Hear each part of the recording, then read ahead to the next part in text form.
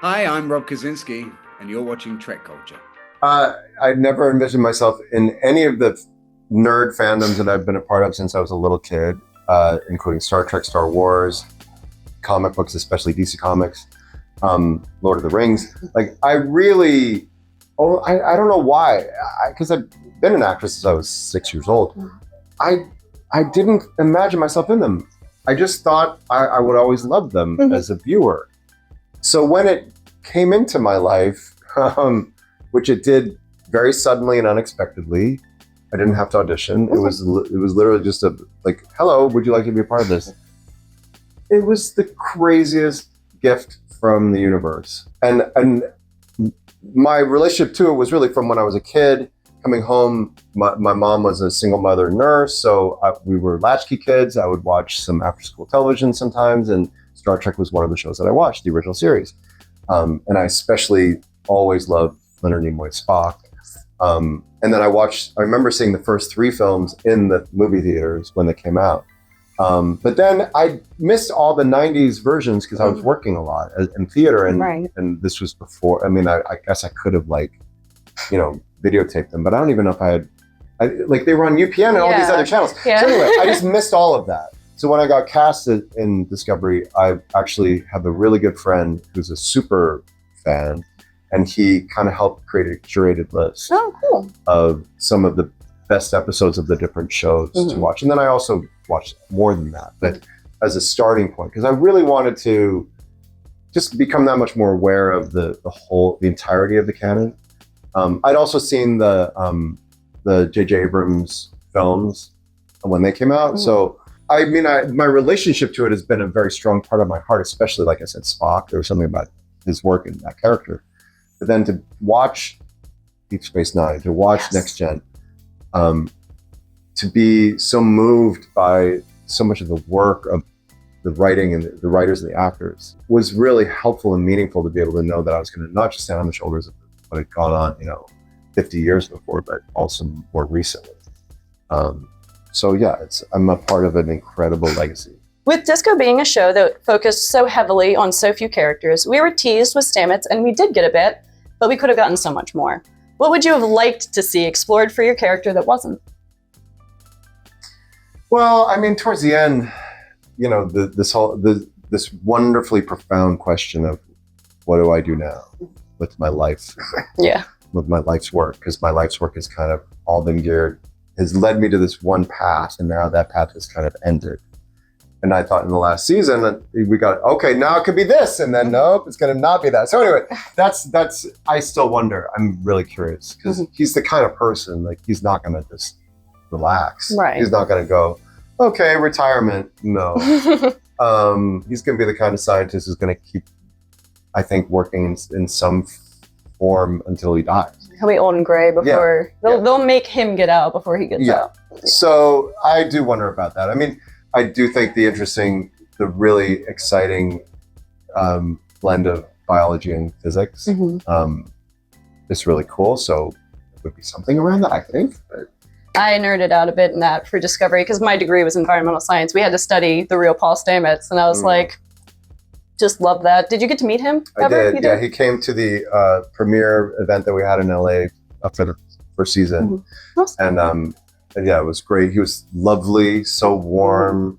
And I was aware of his involvement with the writing staff that he had. I don't know exactly how many meetings, but meetings with them to talk about not just the facts of his work, but the spirit of his work, and how much that informed and inspired them. And I believed him when he said he was excited and happy to have aspects of this work be, blended into the Star Trek universe. Absolutely. You were in every season of Discovery, so I'm sure there are a lot of memories that you hold on to. But what are some of the ones that you find most memorable to look back on now that the show has come to an end? Well, one of the most meaningful memories now is informed so much because of what's happened since, which is Ken Mitchell passed away. Right. And he was in the throes of his battle with ALS during the filming of the seasons. And, he was well enough to come back and do a couple more roles, but then, in season 3, when he came back to play Aurelio, he was still well enough, but it was really probably going to be the last thing he would be able to do.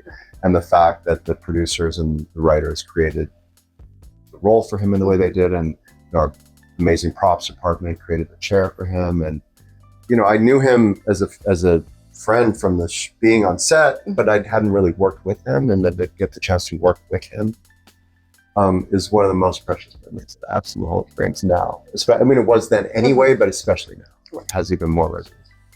With new Trek shows and movies always in the works, would you ever have any interest in returning to the franchise? And if so, what would your dream casting be?